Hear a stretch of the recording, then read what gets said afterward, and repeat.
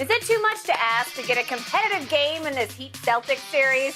Good morning, everybody, and welcome into Undisputed. I'm Jen Hale, here alongside Skip Bayless and Shannon Sharp. Good morning, gentlemen. Good morning, good morning. So, Shannon Sharp, what? You got me. It's over. It felt like the Celtics won the NBA championship last night. It felt like they swept the Heat 2-2. Right? That's the score. It's a sweep, but it's 2-2. Go ahead. Yeah, exactly. I don't know if I've ever seen a series tied where the teams have blown each other out. Looks more ridiculous than what we've seen over the last couple of games. Let's talk about it. Indeed. A lot to unpack here, guys, so let's dive right in. The Celtics started out fast last night, 29-11 first quarter lead. My notes. Jason Tatum would go on to outscore the entire guys Heat starting lineup himself. 31 points for him versus their 18 total. So, as Shannon alluded to, Boston now has this series knotted up 2-2 after a 102-82 win. We just can't seem to get a competitive back-and-forth game. Shannon, what do you think? How did the Celtics finally seize control of this series?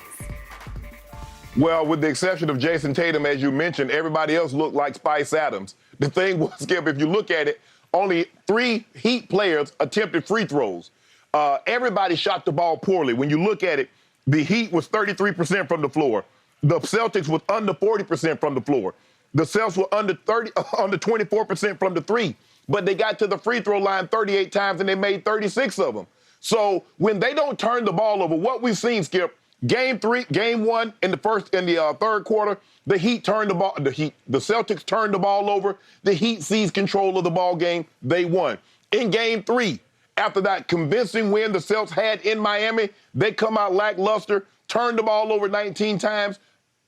Turned the ball over 23 times, 19 of them steal. Celtics take control of the series. Last night, when the Celtics, Udoka should say, look, guys, when we don't turn the ball over, they can't beat us.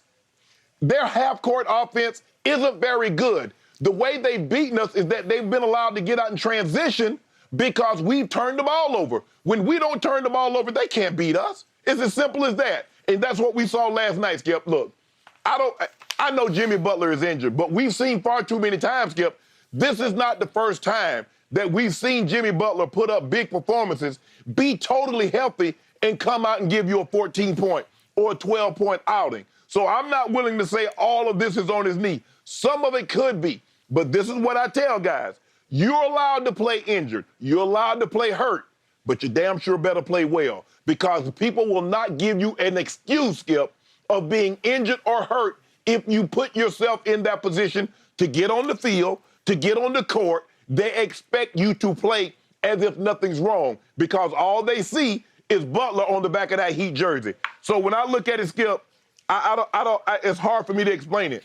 I mean, you look up and you're down, the team is down by 20, 22, and you look up in the second quarter and they're down by 27. And you look up at a point in time in the game in the third quarter, they're down by 30. And I'm like, what the hell is this? Because I've seen this play out over the last 3 or 4 games, is that teams are getting down in quarters by 20 and 30 points. And I can't explain it. I just can't explain it.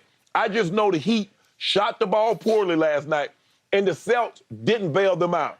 Skip, look, I don't expect P.J. Tucker to give me another 17-point, 17.9 rebound outing.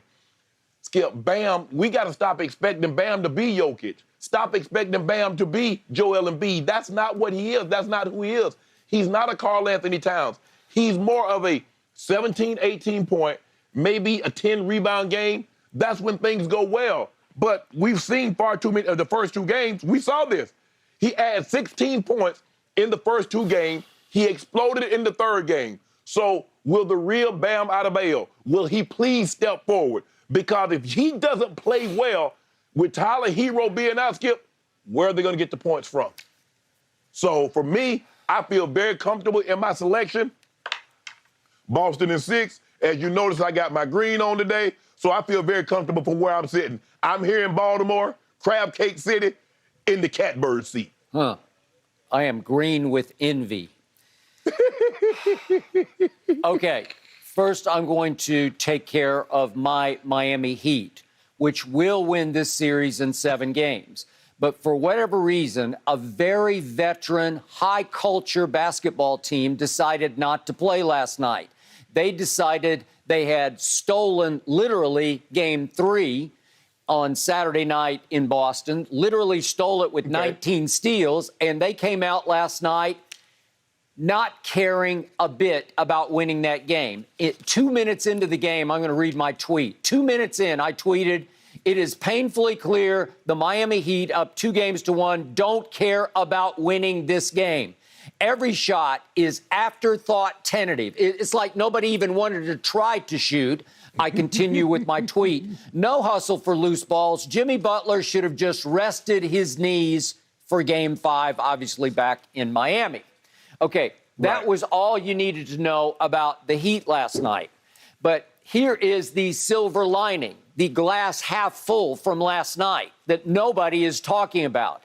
This is why I believe that my Miami Heat will win Games 5 and 7 at home, because the Celtics are getting a pass because of the final score and the deluge of a deficit in the middle of this game, obviously late in the first quarter on. But, Shannon, did you notice that Jason Tatum is back with 1 out of 7 from 3? Would you believe that Jaylen Brown is at it again with 1 out of 8 from 3? Would you believe that Derek White made all the difference in the world in the starting lineup with 1 out of 8 from 3?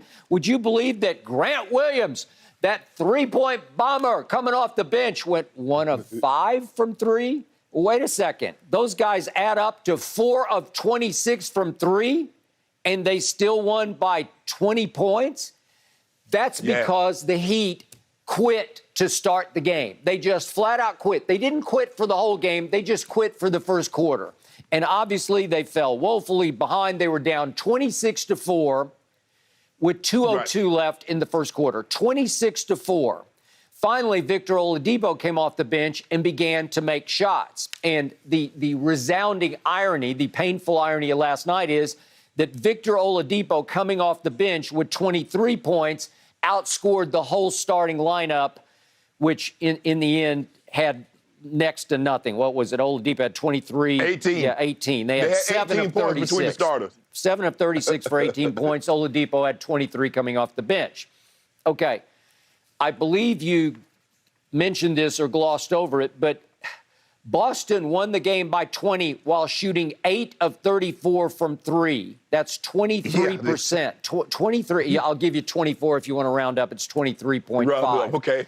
24%. 8 of 34. How many NBA games, three-point shooting contests that they always degenerate into, are won when the home team only shoots 23.5% from 3 and the visiting team winds up shooting 39% from 3, which is pretty good, 14 of 36. How often does that happen? Not very often, but it happened last night. It doesn't. But again, silver lining for me, from that mark late in the first quarter, 26-4 down, would you believe my Heat the rest of the way won the game 78-76? You can laugh at it, scoff at it, dismiss it all you want, but at least the Heat just sort of hung in and made it reasonably respectable 20-point game instead of what happened to Golden State, if you remember, in Game 5 at Memphis.